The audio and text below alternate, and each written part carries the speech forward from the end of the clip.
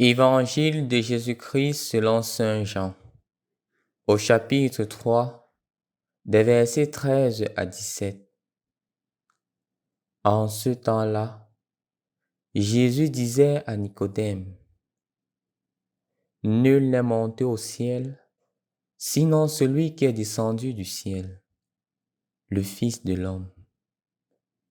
De même que le serpent de bronze fut élevé par Moïse dans le désert, ainsi faut-il que le Fils de l'homme soit élevé, afin qu'en lui tout homme qui croit ait la vie éternelle.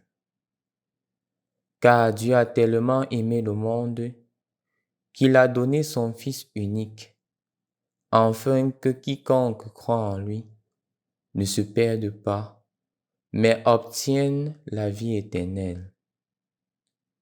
Car Dieu a envoyé son Fils dans le monde, non pas pour juger le monde, mais pour que par lui, le monde soit sauvé. » Au nom du Père et du Fils et du Saint-Esprit. Amen. Loué soit Jésus-Christ. Chers frères et sœurs dans le Christ, généralement, lorsque nous parlons de la croix, cela donne l'idée de la souffrance et en nous naît un sentiment de rejet. Je me rappelle clairement un monsieur qui, faisant des images pour son ordination, avait mis l'image de la croix. Et quand il distribuait cela, il y avait des messieurs qui lui avaient dit « Mais pourquoi tu mets l'image de la croix? La vie est belle, faut pas penser à la croix. » Donc, ça faisait naître un sentiment de rejet. Et même dans certaines religions, on refuse la croix, on rejette la croix.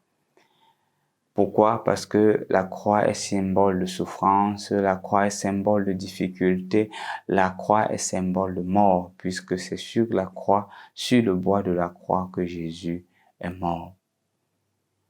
Chers frères et sœurs dans le Christ, ce qui est dit, ou du moins ce qui est pensé de la croix est tout à fait vrai. C'est même pour cela que nos frères de certaines religions préfèrent plutôt un morceau de bois, disant que Jésus est mort sur un morceau de bois en rapport avec le serpent de bronze, non, qui a été placé sur un morceau de bois par la croix. Mais nous ne célébrons pas aujourd'hui la croix en même, nous célébrons la croix glorieuse, la croix qui apporte le salut. Pas une croix dont le salut est déjà acquis une fois pour toutes, mais une croix à travers laquelle nous avons obtenu la guérison, la grâce de Dieu et le point focal qui a donné un changement réel à notre vie, qui nous a permis de vivre une vie avec un sens plus grand. C'est ce que Jésus a fait pour toi et pour moi. Quand il décide de mourir sur la croix, il ne meurt pas pour le plaisir de mourir, mais il meurt pour donner la vie. C'est ainsi que on parle de croix glorieuse, parce que de par sa mort sur la croix, nous avons déjà vaincu le mal et ce cheminement, c'est seulement l'attente d'une grande victoire.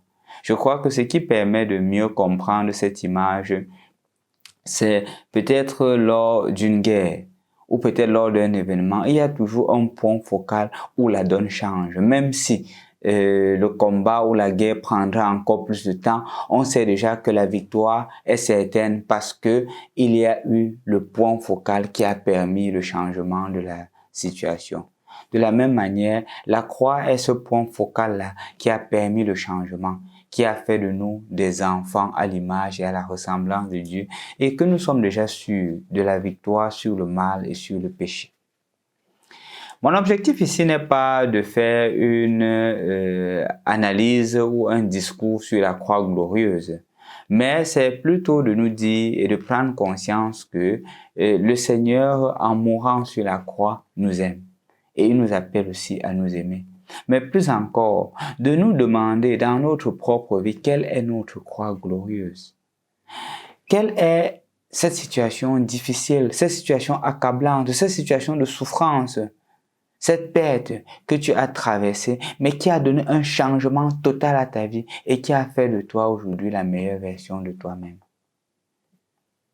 Quel est ce moment d'échec? Un ami me disait qu'il n'avait jamais échoué. Mais il a échoué une classe, sa classe de 5e. Mais cette classe de 5e-là a été un changement total pour lui. Il continue à rendre grâce à Dieu pour avoir échoué cette classe-là, pour avoir repris cette classe. Parce qu'il dit que toute sa vie a été basée sur cet échec.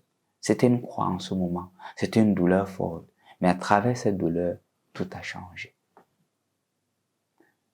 Un autre ami me parlait de sa maladie, qu'il vivait dans le bien-être, dans l'opulence, mais quand il est tombé malade, il a de plus en plus cerné le sens de la vie. Et quand il est revenu de la maladie, tout un changement s'est opéré. On se rappelle ici de Saint Jérôme qui a écrit la Vulgate, qui a traduit la Bible du grec au latin. C'était dans la maladie, quand il est tombé gravement malade et qu'il a pris conscience qu'il donnait ses énergies pour étudier Cicéron, pour étudier Aristote, pour étudier Platon, au lieu de donner son énergie pour étudier les choses célestes, les réalités d'en haut, qu'il a effectué justement ce changement. Revenu de sa maladie, il s'est donné dans l'étude des saintes écritures. La croix glorieuse. Certains même, ce sont les échecs amoureux. Qu'elles aiment un garçon ou qu'ils aiment une fille et subitement la fille l'abandonne, le garçon l'abandonne. Par la grâce de Dieu, ils trouvent justement une autre personne qui leur donne une plus grande joie. La croix, c'est ce moment-là où tu as eu l'impression que tout était fini, mais c'est justement à travers cet échec, cette difficulté-là, que quelque chose de nouveau et de plus beau est venu au monde. Quelle est donc ta gloire, ta croix glorieuse? Demande-toi, quelle est ta croix glorieuse? Dans ta situation d'époux, dans ta situation d'épouse, est-ce que c'était cet échec affectif, cet échec amoureuse qui t'a permis d'être ce que tu es aujourd'hui? Quelle est ta croix glorieuse? Dans ta vie académique, est-ce que c'était cet échec-là qui t'a permis d'être aujourd'hui ce que tu es? Dans ta vie professionnelle, est-ce que c'est ce renvoi qui t'a permis aujourd'hui de devenir ce que tu es? Ta croix glorieuse, elle viendra, si elle n'est pas encore là. Mais regarde dans ta vie aujourd'hui. Quel est l'événement, quel est l'échec que tu as vécu, mais qui a été plus tard une bénédiction? Si tu parviens à retrouver cela, je t'invite aujourd'hui à dire merci à Dieu pour cette croix glorieuse. Non seulement à lui dire merci, mais si c'est quelqu'un qui l'a fait pour te faire du mal, va dire à cette personne merci. Va dire à cette personne merci. Je voudrais conclure avec l'histoire d'une dame qui est allée une fois dans un séminaire. Elle a rencontré le recteur qui avait renvoyé son époux au séminaire en théologie. Et le recteur était occupé, il a patienté, elle a patienté, elle a patienté, elle a patienté. Et plus tard, quand le recteur s'est rendu disponible, elle est venue, elle a dit, je viens vous dire merci. Le recteur lui dit, pourquoi? Parce que vous avez chassé mon mari du séminaire. Le recteur est tout surpris. Et elle dit, oui, parce que c'est un bon mari. C'est un très bon mari. Et justement, il fait des merveilles. Il viendra lui-même vous dire merci. Quelque temps plus tard, le mari vient, il parle avec le recteur et il dit aussi merci. Il rappelle que cette situation a été très difficile pour lui lorsqu'il quittait, lorsqu'il a abandonné. Il a tout pensé. Il a pensé changer de religion, il a pensé tout ce qui était mauvais, mais il a pris la force de Dieu, la force de la croix de Jésus, il a continué son chemin. Et c'est ainsi que le Seigneur a placé sur son chemin cette charmante dame qui fait son bonheur, disait-il. Quelle est ta croix glorieuse?